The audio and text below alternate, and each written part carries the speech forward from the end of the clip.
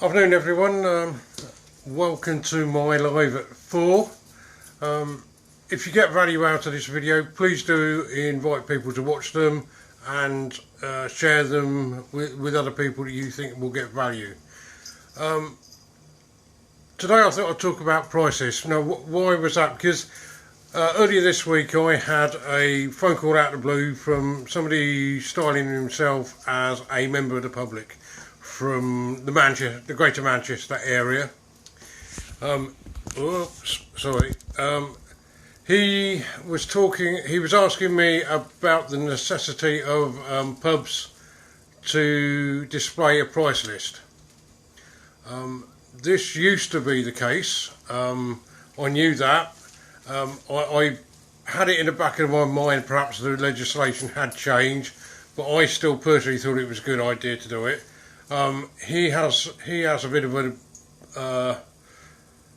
thing about it, and he says often when he goes out and asks, and he's in a pub and asks them about prices, he often gets fobbed off with it. So I said I would do a bit of research. I remembered, I think it was yesterday, that I had met the Peter Stoneley, who was formerly, I believe, head of the Peterborough City Trading Standards. I met him a few years ago at a business event. We were connected on LinkedIn, so I pinged him over a message, and he kindly, I explained the conversation I'd had with this gentleman, and Peter kindly sent me over what I believe is, what should be the definitive answer. The old regulations, the food and drink on premises order, it was called. Yep, there was a stipulation that prices had to be displayed in pubs. Whoa, sorry. I'm having to hold this while I've got a secondary battery in. But this was superseded, and now I'm going to just look to my notes because I want to get the name of this new act correct. It's called the Consumer Protection from Unfair Trading Regulations 2008. They're the new regulations. Whilst it doesn't actually state that you should definitively display a price list, in these regulations it states that consumers should have informed choice at the point of purchase. So they should know what they're paying, what they're getting, what size they're being served in. What this means is that Peter's actually sent me a link through to the Trading Standards, I think it's the Trading Standards Association. They have a great website, which I will put a link through to in the comments below.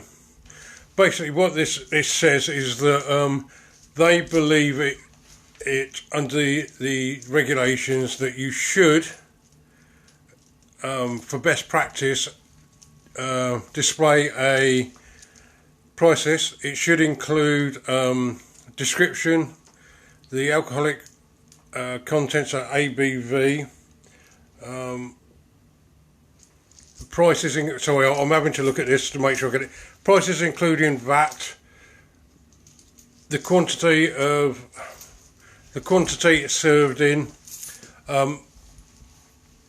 gratuities if they're included or not, and the VAT rate. So it's quite straightforward. It doesn't prescribe that this has to be an old-fashioned price list that you should have in an A4 little picture frame on the bar, but they are saying that Peter said that they will they treat it as an omission. I can't remember the word in these. Basically, they will take, if they're prosecuted, they would take the view that you had purposely left that as an omission. So it seems to me it's like a lot of the health and safety regulations these days, where and the food legislation, you have to prove best practice. So according to trading standards, the best practice is to cover yourself by displaying prices. Now this could be if you're a real ale pub doing plenty of real ales, and I've seen it especially in micro pubs where they have a great churn of the different ales. It might be you have a blackboard and you chalk up your real ales for that week. As long as you put the ABV on it and the price per pint, then you're covered for that. Prices on optics, as long as they're clearly seen, I don't think that there's a problem with that.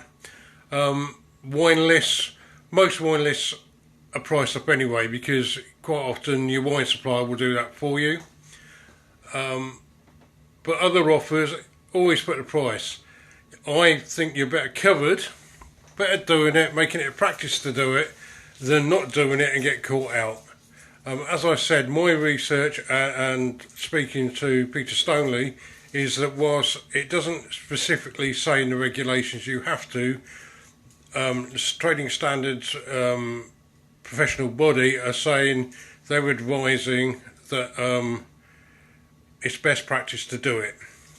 So again, you don't have to, but it's best practice. So why, I do wonder why you perhaps wouldn't show it. If you've got it in there, then it also helps your staff.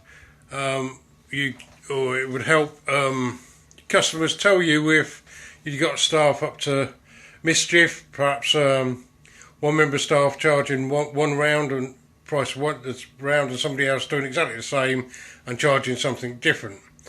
If the customer can see prices easily displayed, they know what the round's going to come to, and they will be able to see if someone is perhaps overcharging and skimming the money.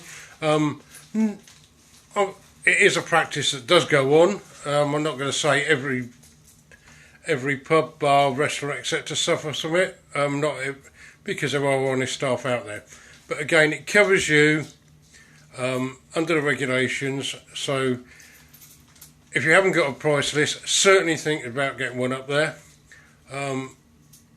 As I said, I will drop the link to the Trading Standards Officers official body, to their publication about the regulations, so you can make an informed choice.